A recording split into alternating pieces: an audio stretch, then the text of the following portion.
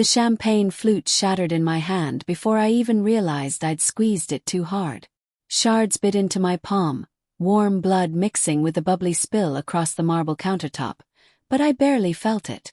Across the room, in the glow of string lights strung like mocking stars over our engagement party, my fiancé's best friend Mark was mid-laugh. His face flushed from too many beers. "Come on, Sarah," he slurred, clapping Ethan on the back. "You know Ethan's got that backup fiancée lined up if you mess up. What's her name again?" "Lisa." "Yeah, Lisa from work. She's been waiting in the wings." The group erupted in laughter. Ethan's college buddies, their wives smirking behind manicured hands. I forced a laugh too, high and brittle like cracking ice. But inside, something tore open, raw and furious, a wound I didn't know existed until that moment. Humiliation burned in my chest, hot as the blood dripping from my fingers. Backup fiancé. It was a joke, right? Just guys being idiots. But Ethan's eyes flickered, guilty, evasive, and in that split second I knew. It wasn't a joke. It was the truth slipping out like a knife from a sheath. I excused myself to the bathroom, the party's muffled roar fading behind the door. Staring at my reflection in the mirror, blood-streaked hand wrapped in a towel, I replayed the words. Backup. If I messed up, what did that even mean? Had I messed up already? Ethan and I had been together for 3 years, engaged for 6 months. We'd met at a coffee shop in downtown Seattle. Him spilling his latte on my laptop, laughing about fate's clumsy hand. He was charming, ambitious, a software engineer climbing the ladder at a tech startup. I was the steady one, a graphic designer freelancing from our cozy apartment overlooking the Puget Sound. We'd built a life. Lazy Sundays with pancakes, hikes in the rain-drenched forests, whispers of forever under starless skies. But now, doubt crept in like fog off the water, thick and disorienting. That night, after the guests stumbled out, Ethan found me in the kitchen, cleaning up the glass. "Hey babe, you okay? Mark's an ass when he's drunk." It was just a stupid joke. His voice was casual, but his hands fidgeted with a beer bottle label, peeling it like he was stripping away evidence. I wanted to believe him. God, I did. "Of course," I said, forcing a smile that felt like plaster cracking. "No big deal." We went to bed, his arm draped over me like always, but sleep evaded me. My mind raced. Who was Lisa? A quick mental scroll through his work stories. Lisa from marketing, the one who gets his humor, who joined their team lunches. Harmless, he'd said. But now resentment simmered, low and bitter. Why hadn't he shut Mark down? Why the hesitation in his eyes? The next morning over coffee, I tested the waters. "So, about last night. That backup thing. Funny, huh?" Ethan's spoon clinked against his mug, too loud in the quiet kitchen. Sunlight streamed through the window, glinting off the engagement ring on my finger, a simple solitaire he'd chosen because it matched my eyes. "Yeah, hilarious," he muttered, not meeting my gaze. "Mark's full of shit. Forget it." But I couldn't. Obsession took root, twisting like vines around my thoughts. At work that day, designing logos for a client's rebrand, my focus shattered. I imagined Ethan and Lisa. Stolen glances in the office, texts hidden under desks, lunches that stretched into afternoons. Heartbreak clawed at me, sharp, unrelenting. Was I not enough? Had our love been a facade, a placeholder until something better? By evening, denial cracked. I waited until Ethan showered, then grabbed his phone from the nightstand. Password, our anniversary. Izzy. Tweezy. Messages app open, there she was. Lisa. Threads dating back months. "Missed you at lunch today," she'd written last week. "Can't wait for the team happy hour. Save me a seat?" Innocent enough. But scroll further. That meeting was brutal. Need a drink? Or something stronger? Winking face, Ethan's reply. Haha, tempted. Sarah's got plans though. Tempted. The word hit like a slap. Deeper. Photos exchanged. Not explicit but intimate. Her in a sundress at a company picnic, him commenting, Looking good as always. My stomach churned, bile rising. Then the damning one. A month before our engagement, Ethan to Lisa. Things with Sarah are solid, but sometimes I wonder. You know? Her response. I'm here if you need me. Always your backup plan. Face blowing a kiss. Backup plan. The words from the party echoed. No longer a joke but a confession. Fury exploded, white hot, blinding. I dropped the phone, hands shaking. How long? How deep? Humiliation washed over me. I'd laughed. Laughed like a fool while they mocked me. Ethan emerged from the bathroom, towel around his waist, steam curling like secrets. Everything okay? He asked, concern feigned. I nodded, swallowing rage like poison. Fine. Just checking the time. But inside, resentment festered into something darker. Obsession. I wouldn't confront him. Not yet. I'd watch, wait, gather the threads of their betrayal until I could weave them into a noose. Days blurred into a haze of feigned normalcy. Mornings. Kisses goodbye, his cologne lingering like a lie. Evenings. Dinners where I studied his face for cracks, the way his phone buzzed, how he'd angle it away. Inner turmoil raged. Doubt gnawed, whispering I was overreacting. Maybe it was emotional, not physical. But guilt twisted in my own for snooping. His evident in overcompensations, like surprise flowers, just because. I fantasized justice. Screaming accusations, smashing his phone. But no. Revenge whispered sweeter promises. Cold, calculated, a slow unraveling. One rainy afternoon, alone in our apartment, I delved deeper. His laptop left unlocked. Emails. Work stuff but buried in a folder labeled miscellaneous. Photos from a team-building trip last year. Ethan and Lisa, arms linked, laughing under a canopy of evergreens. Another, her head on his shoulder at a bar, eyes closed in mock bliss. Heartbreak deepened, layered with anger. How dare he build this parallel life? I copied files to a hidden drive, evidence stacking like kindling. Moral conflict surged. Was I becoming the villain, invading privacy? But betrayal justified it, right? Resentment won, fueling a resolve as cold as the Seattle drizzle pattering the windows.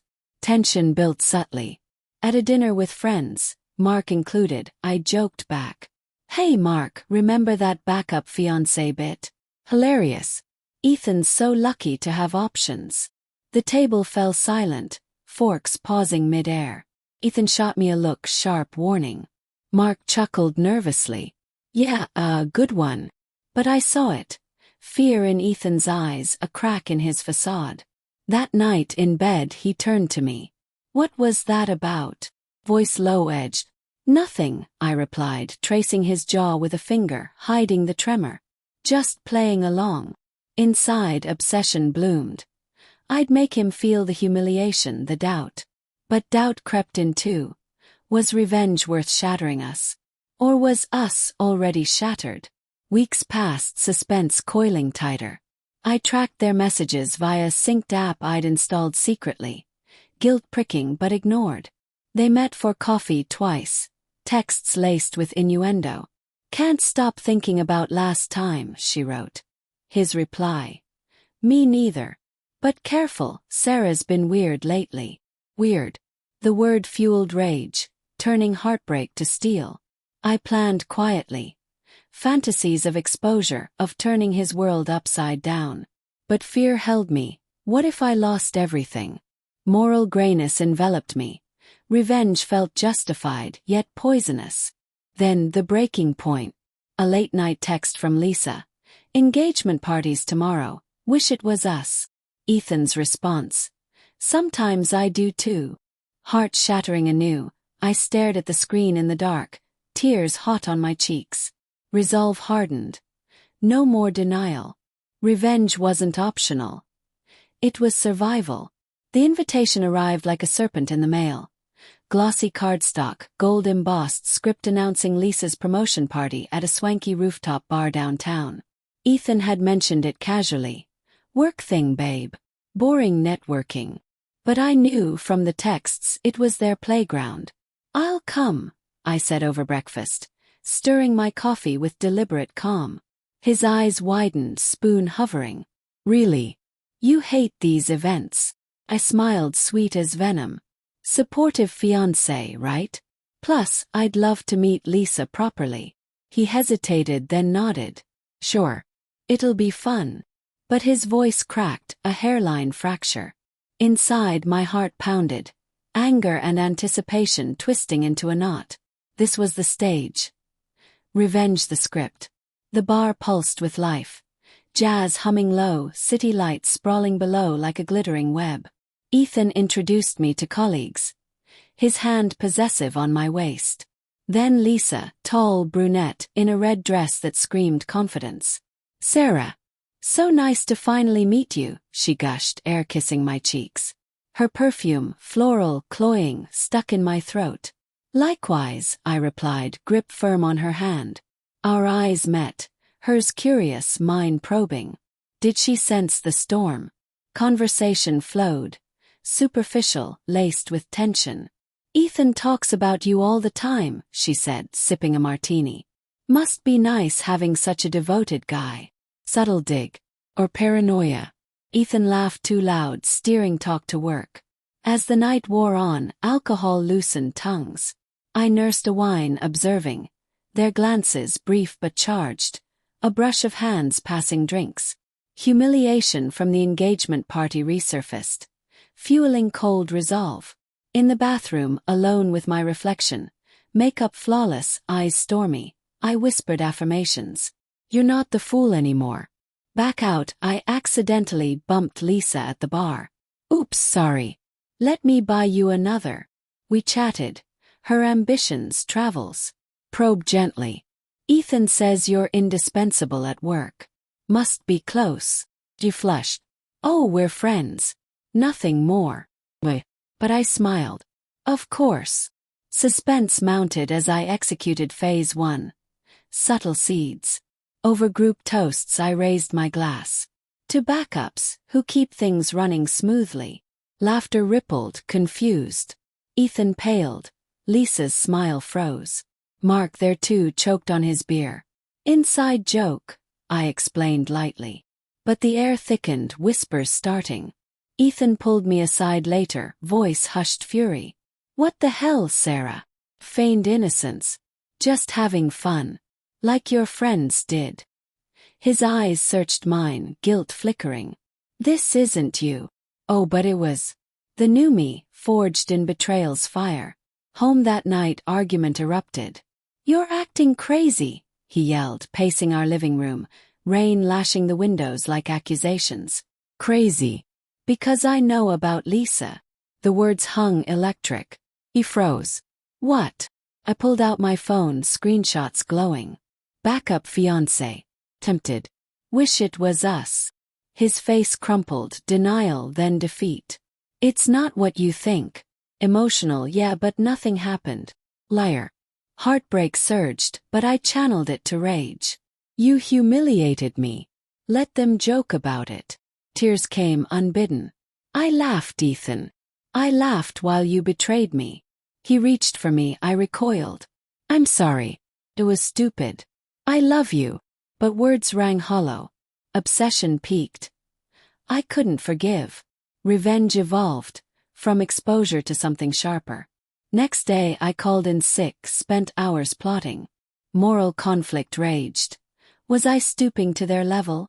But resentment drowned it. I'd hit where it hurt. His career, his pride. Lisa's promotion hinged on a big client pitch. Details I'd gleaned from emails. Anonymously, I emailed the client. Attachments of their flirty messages. Blurred identities but clear impropriety. Conflict of interest. The subject read. Guilt gnawed, destroying lives. But justice whispered. They destroyed mine. Tension built over days. Ethan begged forgiveness. Flowers piling up like apologies. I played along, distant but not gone. I need time. At work, whispers reached him. HR inquiries about inappropriate relationships. His texts. What did you do? I denied, feigning concern. Lisa called him. Panicked voicemails I overheard. The clients pulling out. They know. Suspense coiled. Would they suspect me? Climax brewed at a confrontation. Ethan cornered me in the kitchen, eyes wild. It was you. The email. Denial ready, but I snapped. You had a backup. Now feel the fallout. He lunged. Not violent but desperate. Please, Sarah. I messed up, but this. Guilt flashed. Had I gone too far? But humiliation replayed, stealing me. Twist unfolded, police at our door. Not for me, for Ethan. Turns out, in digging, I'd uncovered more. Embezzlement. Lisa involved, skimming funds for dates. My anonymous tip to authorities, buried in the client email. They arrested him, cuffs clicking like finality. Lisa 2 later. I watched from the window, rain streaking glass like tears I wouldn't shed. In the empty apartment, resolve cracked. Revenge tasted bitter. Heartbreak lingered, obsession faded to emptiness. Poetic justice. Or Pyrrhic victory. I laughed then, hollow, echoing the one that started it all. But this time it was mine.